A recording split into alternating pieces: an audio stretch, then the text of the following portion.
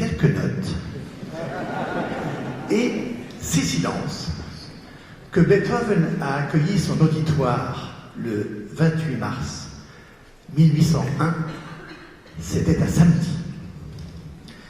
Et ce jeudi soir, c'est avec ces quelques notes et ces silences que le ZUL vous souhaite la bienvenue. On s'est dit en fait que souvent on allait au concert un peu encombré de la journée, du travail, etc., des soucis, et qu'on ratait les premières notes. Donc on va vous jouer les premières notes des œuvres. Parce que dans les premières notes, il y a plein de choses en fait. Pour Beethoven, l'orchestre, c'était l'image du monde, avec ses luttes sociales, ses liens interpersonnels. Et puis, quand il s'est emparé de Prométhée, c'est cette histoire où on prend le feu au Dieu pour le donner aux vivants. Il s'en empare pour parler des forces créatrices. Et en même temps, il est pétri de doutes. Réécoutez ces quelques premières notes.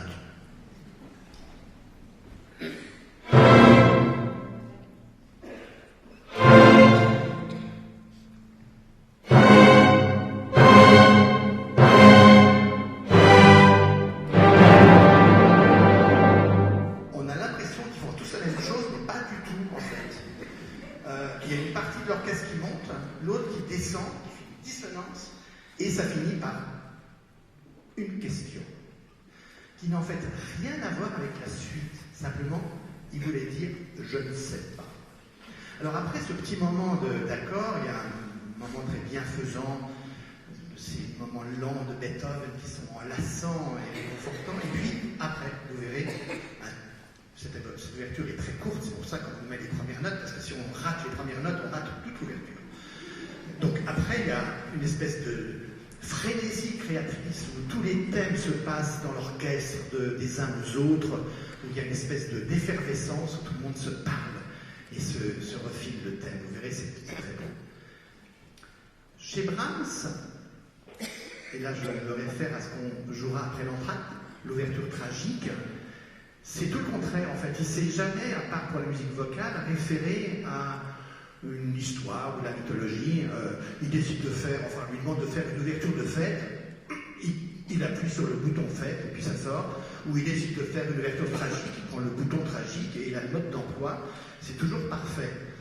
Et c'est assez intéressant, regardez comment ça commence, ratez pas les choses, parce que c'est pas long du tout.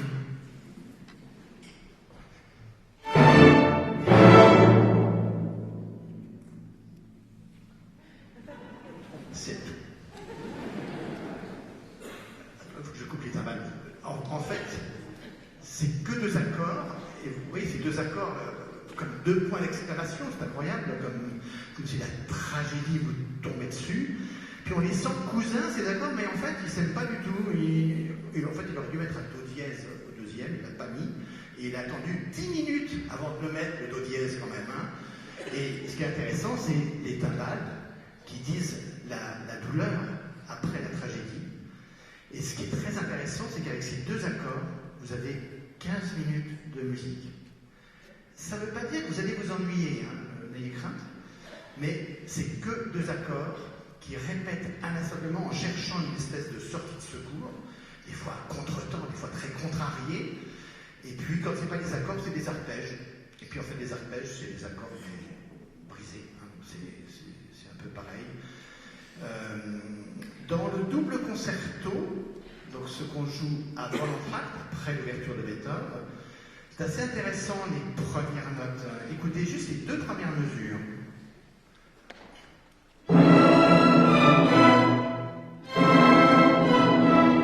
Là aussi, ils font tous la même chose, ils descendent ensemble en même temps, mais les deux suivantes,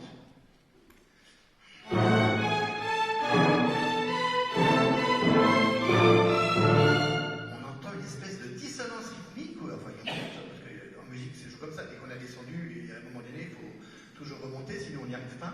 Et là, vous avez plein de gens qui jouent à trois contre les autres qui jouent deux notes.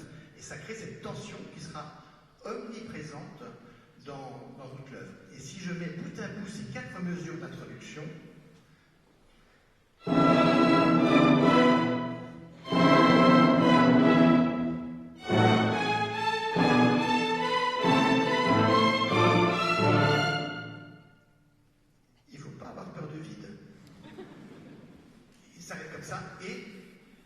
violoncelle solo commence dans une solitude énorme. Et chez Brahms, dans ce concerto en particulier, c'est ce rapport entre l'intime, entre le soi et la pluralité. Pour ceux qui lisent, qui aiment la littérature, on peut se demander quand même toujours la première phrase d'un livre. Est-ce qu'elle surgit comme ça ou est-ce que c'est écrit après la fin du livre? Ou pour le cinéaste, pour le réalisateur de film, la première image, le premier dialogue qui est tellement important, est-ce qu'il le décide comme ça ou ça s'invente après?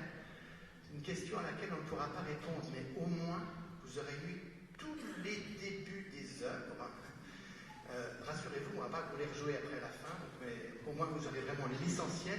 Et cette première approche, comme on a avec les êtres, le premier regard, la première fois qu'on se touche, quand on se voit pour la première fois, pour une œuvre, c'est pareil, c'est une rencontre, et ça nous paraissait intéressant de vous donner juste ces quelques pistes. Merci de votre patience et bon début de concert.